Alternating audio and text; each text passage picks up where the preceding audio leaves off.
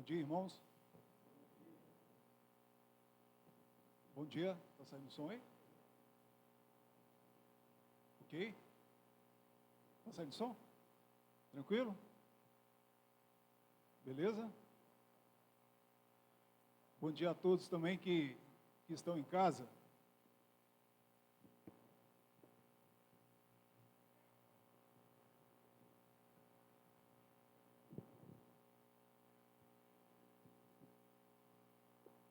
Bom, tranquilo? Bom dia a todos, né? Bom dia a todos também que estão em casa, né? Gostaria que, nesse momento da pregação, os irmãos abrissem a Bíblia em Lucas, no capítulo 18, versículos 15 a 23. Lucas, capítulo 18, versículos 15 a 23.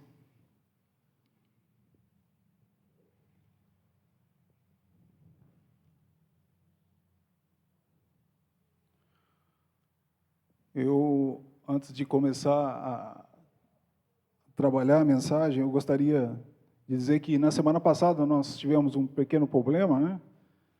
E não pude comparecer, né? Gostaria de agradecer ao João Carlos, que me substituiu, né? Em Efésios, no capítulo 6, está escrito que o cristão ele deve calçar como sapato a preparação para pregar o Evangelho, né? E esses irmãos mais experientes, né, a gente tem a oportunidade de ver isso na prática, né? Eles estão sempre preparados, né? Muito obrigado, João. A leitura de Lucas, capítulo 18, 15 a 23. Traziam-lhe também as crianças, para que as tocasse. E os discípulos, vendo, os repreendiam.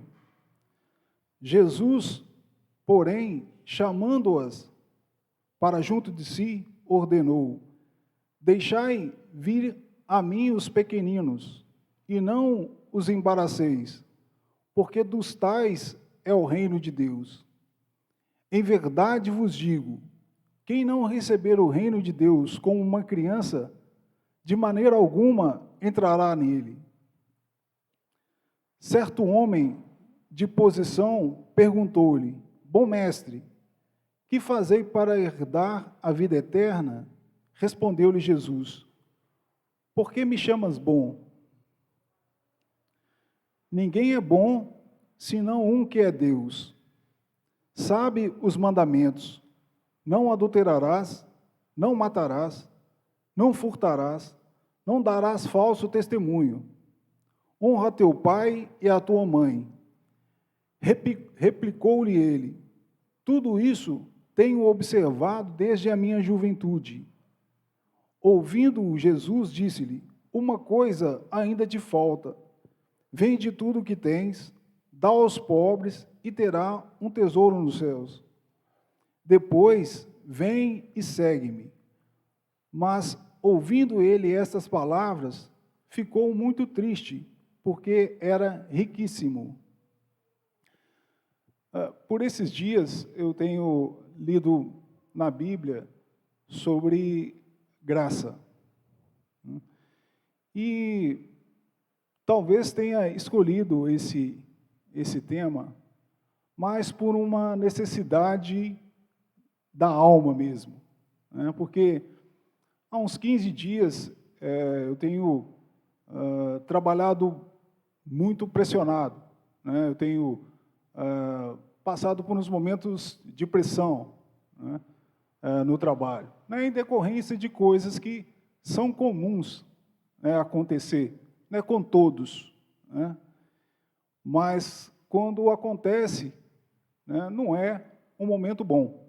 E a vida é assim mesmo, né? Nós vivemos momentos de tranquilidade, né, e vivemos momentos de tribulação, né? E o bom saber é que o Senhor está conosco em todos eles, né? Jesus falou: eis que estou convosco todos os dias, E eu escolhi ler na Bíblia sobre esse tema para que pudesse me trazer algum alívio, algum refrigério, né, para que azeitasse aquele momento, né, porque você ouvir algo de bom, né, em um momento difícil, em um momento que não se espera, é bom, né, te joga para cima, né, te dá esperança, né. Há um provérbio que diz que a boa notícia, quando não se espera, é como um gole de água fresca quando se está com sede, né? Então, eu escolhi, né, esse tema.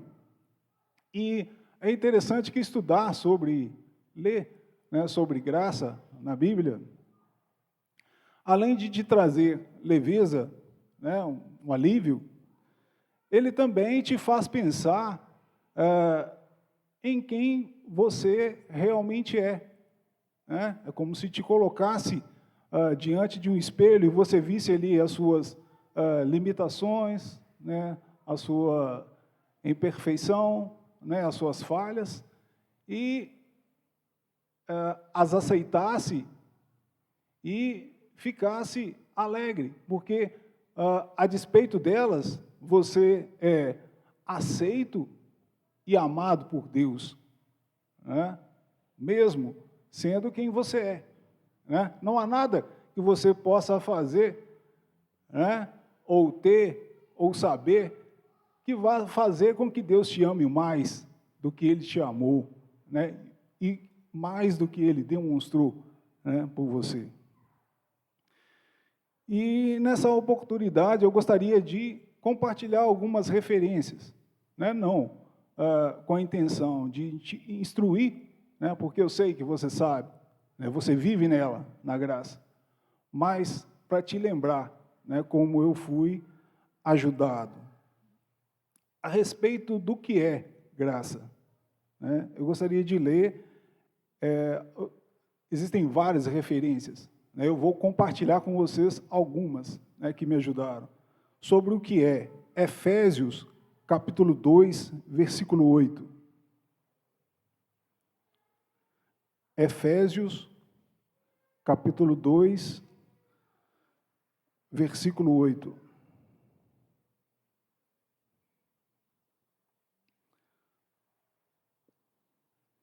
Porque pela graça sois salvos, mediante a fé, e isto não vem de vós, é dom de Deus, né? Então, a graça é um dom gratuito de Deus, né? A graça, ela pode ser uma dádiva, né, um presente, né, o perdão, a salvação, né, como pode ser também uma aptidão, né, uma habilidade, como a pregação é graça, né, a oração, né, a contribuição, como João falou, é graça, né, e é um dom dado por Deus.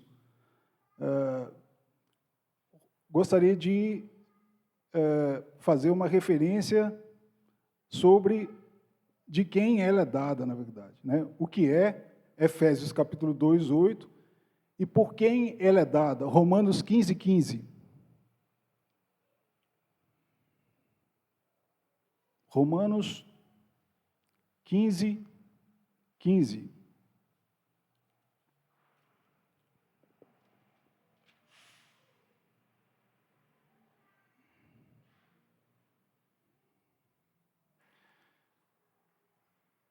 Entretanto, vos escrevi em parte mais ousadamente, como para vos trazer isto de novo à memória, por causa da graça que me foi outorgada por Deus. Então, a graça é dada por Deus. Em quem ela foi manifestada? Eu gostaria de ler Tito, capítulo 2, versículo 11. Em quem ela foi manifestada. Tito, capítulo 2, versículo 11.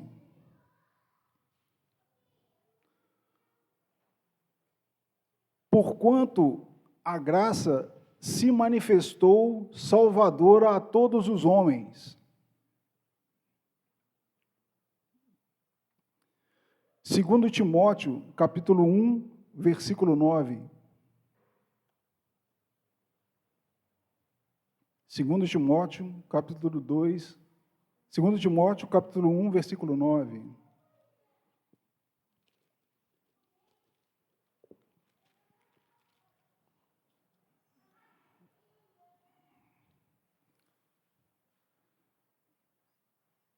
Segundo Timóteo, capítulo 1, versículo 9, desculpa. Que nos salvou e nos chamou com santa vocação, não segundo as nossas obras, mas conforme a sua própria determinação e graça que nos foi dada em Cristo Jesus, antes dos tempos eternos. Então, ela é um dom gratuito de Deus, dada por Deus, manifesta em Cristo e dada em Cristo. 1 Coríntios, capítulo 1, versículo 4.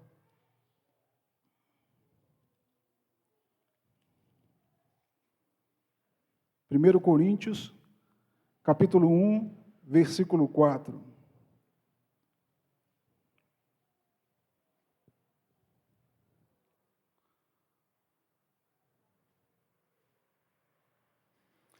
Sempre dou graças a meu Deus a vosso respeito, a propósito da sua graça, que vos foi dada em Cristo Jesus.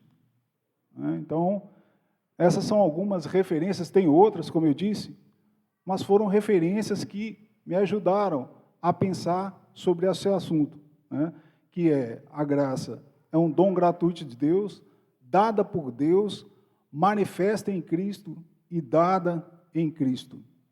Fazendo uma referência à leitura que foi feita de Lucas, capítulo 18, 15 a 23, havia aí um encontro entre um jovem e Jesus, Um jovem rico, que sabia e praticava muitas coisas, Mas havia algo a ser feito e uma pretensão,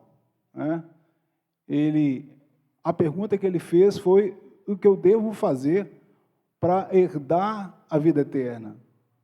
Havia algo a ser feito e com um propósito, uma pretensão de herdar a vida eterna.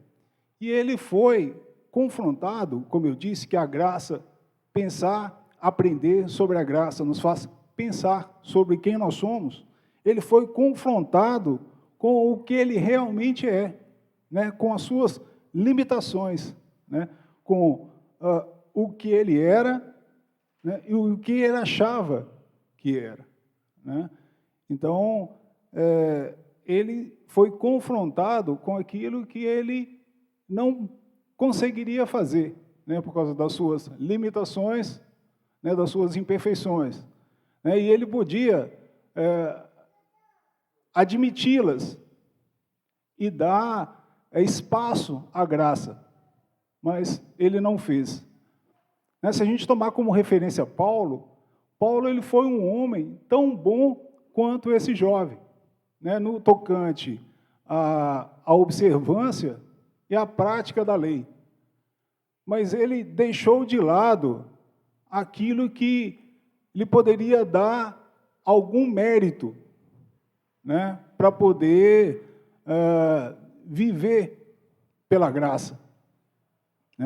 Ele disse: eu mais me gloriarei nas minhas fraquezas, nas minhas limitações, nas minhas imperfeições, para que em mim repouse o Espírito de Deus, a dádiva, a graça de Deus. Mas esse jovem, que era jovem, era rico e sabia muitas coisas, mas era imperfeito, ilimitado, como qualquer um de nós. Né? Um outro exemplo também, né, de que, apesar, né, das nossas limitações e imperfeições, nós somos aceitos e armados por Deus, foi Pedro, né, que foi um homem grandemente usado por Deus. Né? Em uma ocasião, né, pouco antes de Jesus ser crucificado, né, passar por toda aquela situação, né, em uma conversa, Pedro falou com ele: Senhor, eu estou pronto para morrer pelo Senhor, se for preciso. Né? Então, ele disse isso, né, havia uma pretensão, né, algo a ser feito e uma pretensão. Né? Ele disse, eu estou pronto para morrer pelo Senhor, se for preciso, né, para agradar ao Mestre. Mas, na casa, no pátio ali, em outra situação, né, no pátio ali da casa do sumo sacerdote, onde Jesus estava sendo castigado, né, um pouco de tempo depois, ele foi também confrontado com as suas limitações. Né? Quem falou que estava pronto para morrer pelo Senhor, se fosse preciso, né, ao ser perguntado se esteve com Jesus, se o conhecia, ele disse que não, o negou. E um dos registros, né, que foram apontados sobre essa situação diz que foi uma serva do sumo sacerdote que fez essa pergunta. Né? Olha que não foi nem um soldado da guarda, né, mas uma serva do sumo sacerdote. Então, ele se deparou com as suas limitações, né, e não teve a coragem, né, de admitir. Então, ele negou, né, quem havia falado que estava pronto para morrer pelo Senhor, se fosse preciso. E depois Jesus vai encontrá-lo novamente. Né? Eu gostaria de ler essa referência, que está em Lucas, no capítulo 22, versículos 61 e 62. Lucas, capítulo 22.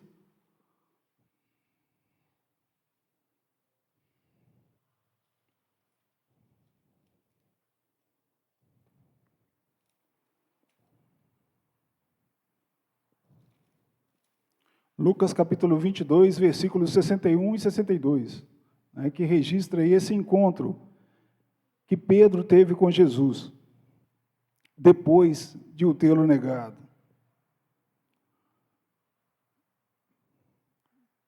Lucas capítulo 22, versículos 61 e 62, está escrito assim: Então, voltando-se o Senhor, fixou os olhos em Pedro, e Pedro se lembrou da palavra do Senhor, como lhe dissera: Hoje 3 vezes me negarás, antes de cantar o galo. Então, Pedro, saindo dali, chorou amargamente. Então, ele se deparou com as suas limitações. Né? E quando Jesus o reencontra novamente, né, já depois de ter sido morto e ressuscitado, Jesus ele vai perguntar a Pedro se Pedro o amava. Né? Jesus não disse para ele: Pedro, olha, você lembra, né, do que você fez, você vai pagar por isso. Né? Mas Jesus perguntou para ele se Pedro o amava, porque o amor de Deus por ele, né, que já havia sido demonstrado, não mudou em nada, né, a despeito das suas limitações, das suas imperfeições.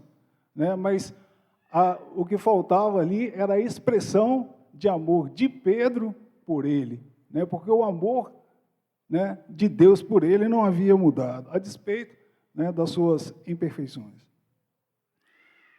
Jesus aí, né, fazendo uma outra referência à leitura que foi feita, ele disse que recebêssemos o reino como crianças, né? É interessante porque quando olhamos para a criança, nós pensamos na sua ingenuidade, né, na sua pureza, né?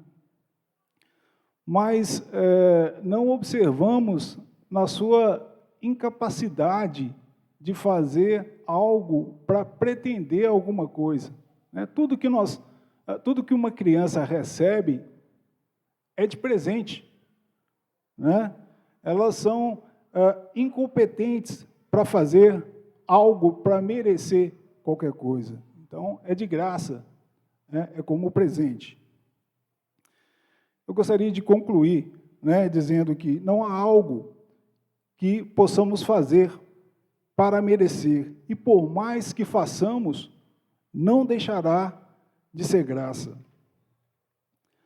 As pessoas que, como nós, né, já estão na caminhada, né, eu gostaria de deixar que aquele que começou a boa obra em nós vai terminar, né? Nós somos imperfeitos, limitados, né, mas somos amados e aceitos por Deus, né? E Ele começou a boa obra na nossa vida e vai a terminar até o final, né?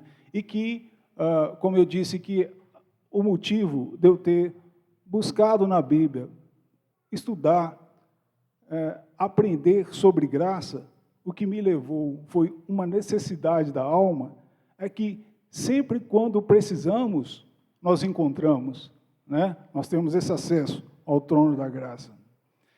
E aos que ainda não estão, né, e que estão nos ouvindo, né, nós fizemos uma referência aqui à leitura de Tito, que a graça foi manifesta em Jesus, né, e se mostrou salvadora a todos, né?